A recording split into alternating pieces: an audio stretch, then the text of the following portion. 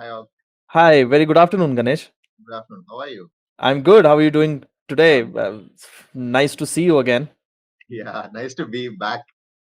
Flutter and Yeah, especially just geeky and yeah, yeah, it's like Ganesh is almost a regular with us now, and he's a very integral part of our family as well. Uh, so it's really nice to have him here and talk about all these amazing things that he does in Flutter. So as a short introduction, of course, Ganesh is a lead developer at Philips.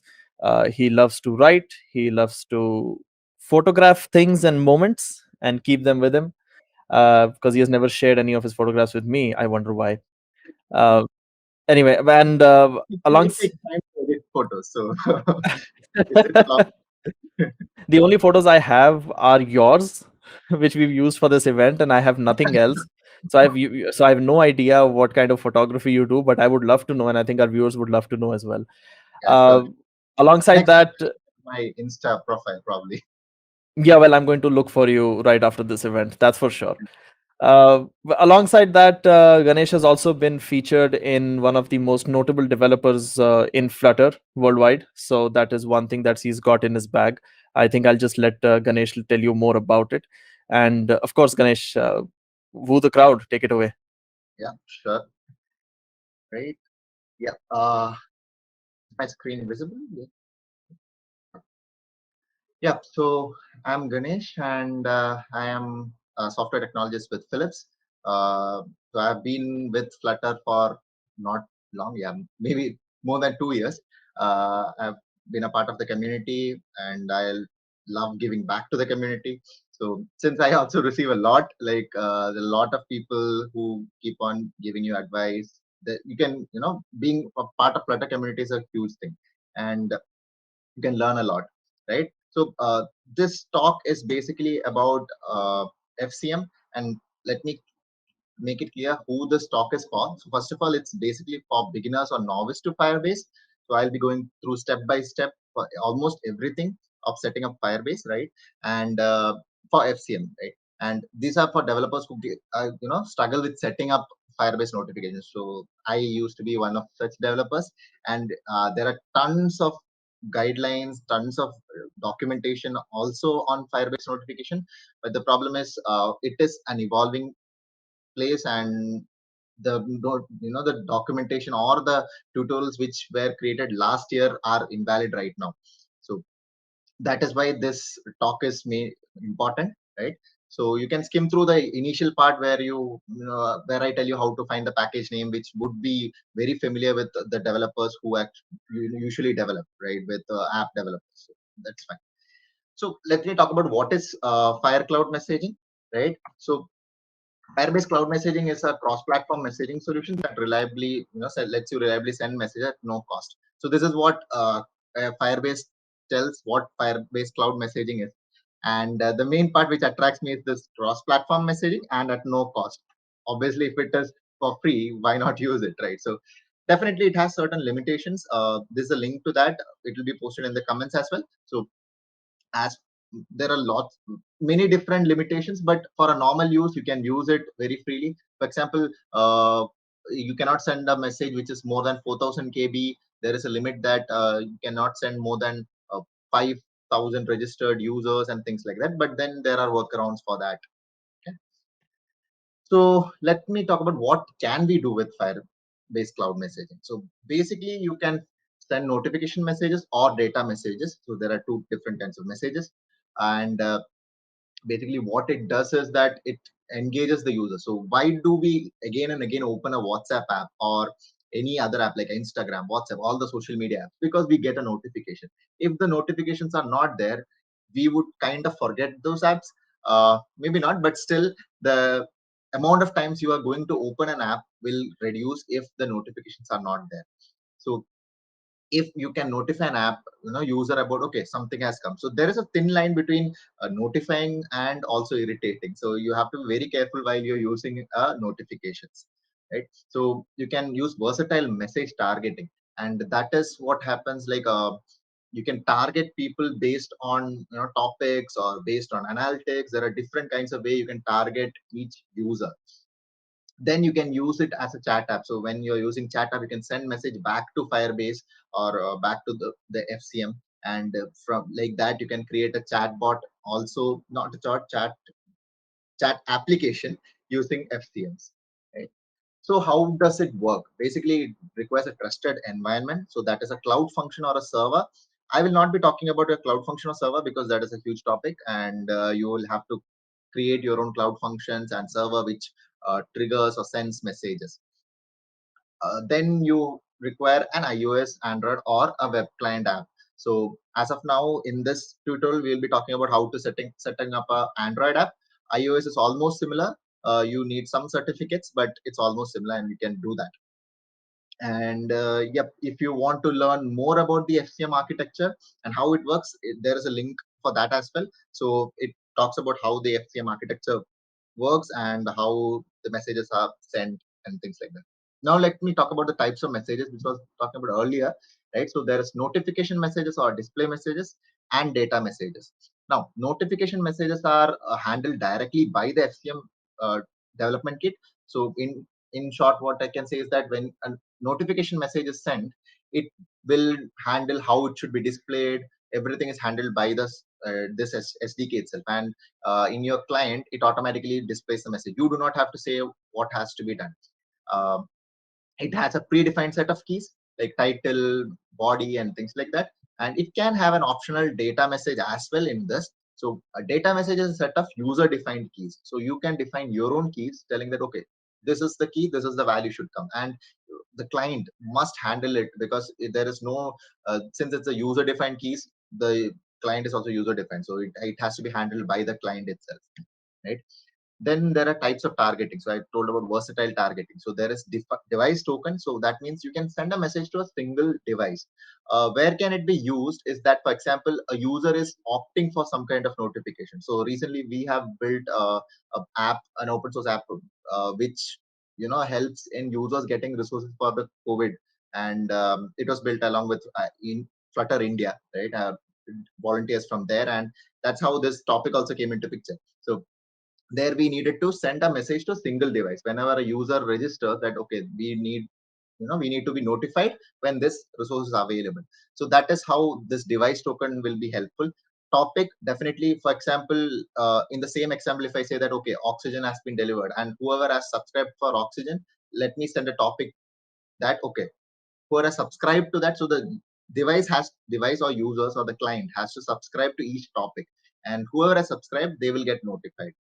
Then a set of users. So this is based on analytics data like age, how many times they have opened. There are a lot of analytics data, and based on that, you can send user messages. Let's talk about how to set this up, right? So first of all, you have to go to console.firebase.com, right? And then you have to click on add project. Once you add a project, you give the name of the project. So then the next step would be analytics. Let it be on for now because analytics give you a lot of other things, features, right? You can use it in the future. You have to choose an analytics account. For now, let us choose a default account. Then you have to wait a few minutes for this to finish, and once you are finished, you will be able to see a screen like this, right? And then what you should do is you have to click on add an Android app. So first of all, we are going to add an Android app. If you want, you can click on the iOS app where will be creating an iOS and a web. So all of them have to be separately handled. For now, I'll be showing the Android app setting up. So once you click on Android app, so there are a few things you have to fill, like the package name, the app name, and the SHA one. So we'll go in detail of each and every one. So first of all, the package name. So you can find the package name from the Android manifest.xml file or the app/build.gradle file. So let's say that you have already created an application and it's already running. You want to change the package name. So there's a link for that as well. You can go through that. There's a Stack Overflow link. It tells you each and every step in each. For example, if it's Android or iOS, how to change the package name, right? And yeah, so the easier way to easier way is to create a Flutter with a package name. So whenever you create a Flutter project, it's always better to say that Flutter create and then give your organization or the package name. It's always better to create like that, so you know what the package name is, and you do not have to go and change all the files separately afterwards. So here, as you can see in the build.gradle, you have an application ID. which gives you the package name. Right? This com.example.myapp and SHA1. So SHA1 is basically used for this key is used for debugging purposes, and there's a link for that as well. How to get it? If you want the shortcut, I can give you the shortcut, which is using Android Studio. So you just have in your Android Studio when the app, the Flutter application is running, you right click on the Android and then go to Flutter and then say open Android module in Android Studio. And when you go to Android Studio, you have to open the Gradle pane, right? And you have to click on this and you say that expand all. So everything will be expanded, right? And then you click on this one, which says that execute the Gradle task. So, and then you have to type Gradle space signing report. So this is how you create an SHA key using Android. This is only for Android 4.2 and above. So if you have the latest Android, then you do not have to worry and you can directly use this. And once you sign the report, you would actually get all the different SHA keys, debug, release, and everything. And what you will have to take is the debug release SHA key, right? So this is the SHA key which you will be pasting into this debug signing certificate, right? And once that is done, you will register your application. Then you have to download the Google Services JSON file. So this is a JSON file which has all the details about what is a Firebase, which Firebase you're connecting to, all those things, and you have to copy it to the app folder Android/app. So I'll show you that as well. So this is my application. So Android app location, and here I have to paste it, right? And I'll be pasting this downloaded file. That's it. So once you have done that, next steps are also you have to just follow whatever Firebase is telling you. So here, if you see, you have to add the Firebase SDK. So what you have to do is there are two build.gradle files. One is the project level and the other one is the app level. So first I'll take the project level one and I will add the Google. So as you can see, it's already there, the Google. I only had to add this line wherein the Google services is added 4.3.8. Okay, so it depends on when you are actually creating it and yeah, what is the language used and a lot of things. But then basically you have to add these dependencies for your Firebase to be set up properly. Yes, and next configuration is the project level. So you have to be very careful to choose Java or Kotlin, depending on what language you choose. By default, it's Kotlin and Flutter. So for me, it's Kotlin. I'm not sure. Earlier, it was I think Kotlin itself. Not sure, but definitely it's better to check what is the language which you are using in the Android application, and based on that, you have to configure the project levels build.gradle. So as you can see, I've added the Google services here and also the analytics for the Kotlin, right? Right. So yeah, this is something which is important, which is a new latest one wherein this will be automatically updated and the Firebase and all those things. So do add this line as well. So it's always better to add whatever is provided here. Right. So I think that's done. Then you just have to, you're set with your Android app side and your app, whatever is done. Now let's go to the project setup, right? So in the project setup, you have to add the packages to the PubSpec YAML. So you have to add a Firebase core.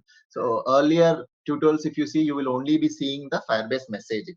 So, but then with the latest Firebase, you should add the Firebase core because they have actually moved all the things of basic Firebase initialization into Firebase core. So both the packages are required for HCM. Once you add them, then you just run the Flutter pubget, and then basically you just have to follow the steps from this documentation. So mostly the documentation is good. You just have to follow the steps. There are two separate documentation, right? One is for setting up the Firebase, and then you have this documentation where you see how this has to be used, how to use this Firebase message. But always remember to use this Firebase core, and which you will have to initialize, right? So let's go through the demo and also the code walkthrough. Uh, yep, let's. Yep. So this is the code. This is sample code. I have actually given the link to that. Also, this is a sample code from the Firebase messaging plugin. So you can directly use that. Let me go to the code. Yep. So basically what it is that here you have a main method, right? And if you see here that what we are doing is we are calling Firebase initialize app. So this is the first step which is required for the Firebase core to be initialized. So whenever you want to create something in going forward, not just FCM, any Firebase, you have to initialize this. This is a new way of using Firebase. And once you do this, then for example this one, if you see on background message, so what this does is if you want the app to actually listen in the background, like when the message is coming in the background means the app is either closed or app is in the background in the recent apps and things like that. It's not on the foreground, right? So that case you have to create an on background message. So if you see, this on background message is nothing but an async which actually initializes that. So what happens is whenever an on background is called, it just goes here, it initializes the app. So initially not this app, the Firebase. So it initializes Firebase. So that is what this on background does, right? Then if you see it, it actually checks if it is not web, and it has some stuff which it is doing here. I'll explain that very quickly. So if you see here, it is an Android notification channel, and it sets that as high. So you may be thinking why this is required. This is required if the app is in the foreground and you want the notification also to come. Usually when the app is already running and it's on the foreground, the notifications may not come. For example, in WhatsApp, so when the app is running, you will not see notifications coming from in the notifications tab, right? So that thing. But then maybe your app requires the notifications to come even if the app is running in the foreground. So for that scenario, you have to give importance high. So whenever the importance is high, you create a notification channel with this Android notification, right? And you say that importance is high, right? And this is for iOS. So whenever, if you want in iOS the notification channel to be coming in the foreground, you have to do these things. Along with this, when you're creating the notification channel, you have to set that notification channel here as well. So there is a metadata in Android manifest. So you can get all this code in your in that example app, right? So you can find all this code there and you can get it from there itself. So you just have to give this metadata as well. Just this metadata is enough. In older ones, you can see many different metadatas being added into this one which are not required. With just this one, this whole code works. Let me, yeah. And then it says, it runs the message example app. Let me go to application. Yep. So this is the application here. And if you see here, initially, I am actually getting the instance of this Firebase messaging. And then I am saying, get initial message. So there are different types of messages. As I told, it can be either, no, not different messages are different, but here what I mean is that the message can states. Okay, so the app can be in different states. So app can either be running in front of you and you might be using the app. A message can come then. The app might be in the background. The message can come then, or if the app can be killed. So how do you handle these kind of different messages? And that is how we are going to see here. So for example, get initial messages. Let's say the app is terminated. Okay, and then what you're doing is you get a message. So whenever the app is in background, I've shown you that code that when the app is in background, this one is called and it initializes, right? So let me come back to this one. Yeah, so whenever the app is in the background, it you get the notification. What do you do with the notification? That's the next point. When you click on the notification, it comes to this code, get initial message. So it comes to this code, and as you can see here, it it opens another page. That's what he does here. You can do whatever you want, but this is how you handle clicking on the notification when the app is completely closed. On message listen, what this one does is that this listens to the message when the app is currently open.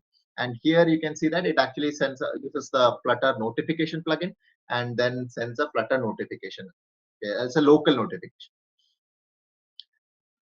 And on open, this one is that when the app is running in the background, so it's not in the foreground, but it's running in the background, and then you are dropping, clicking the notification from the notifications tab, right? And in that scenario, it comes here, and it here also it actually opens the message. So there are different methods here which you should go through to learn it in detail. I may not have the time for all of that, but I'll show you a few of them. For example, yes, if you see here, Firebase messaging instant subscribe to topic. So what this does is it actually subscribes to a topic named as FCM underscore test. So in your server or cloud function, you can send a message to this topic.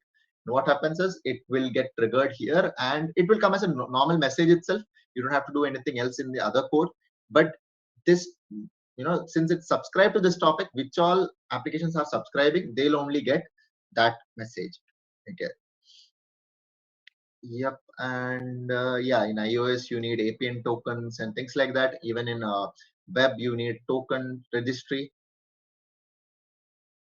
Yep, so that is it. I'll just show you uh, working of this. Yep. So as you can see here, okay, so this is the console, and what you have to do is in the console you have to scroll down, and under engage you have cloud messaging. Go to the cloud messaging and you click on new notification. Let's give hello Flutter, right?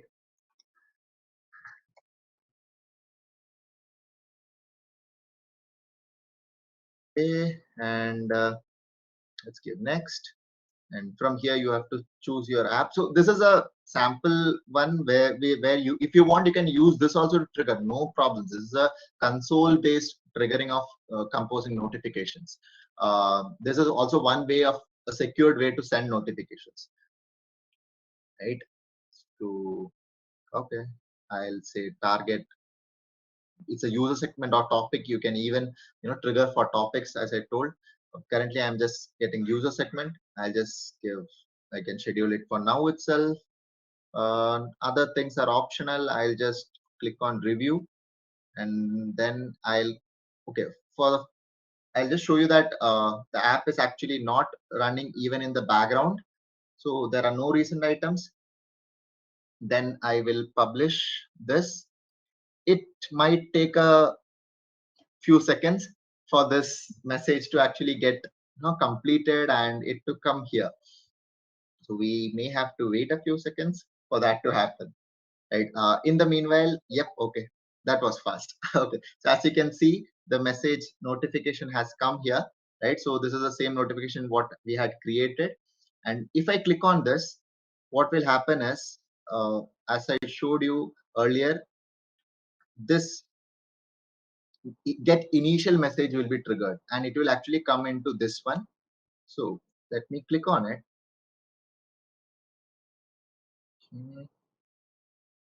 And what it does is actually opens the app and it opens that page of the message. Okay, this is a sample application from the Firebase messaging itself. I just copied it. So that is that. And what if you want the message to come when it is running, right? So let me, and that would be let me duplicate this message. So I'll just send that message again.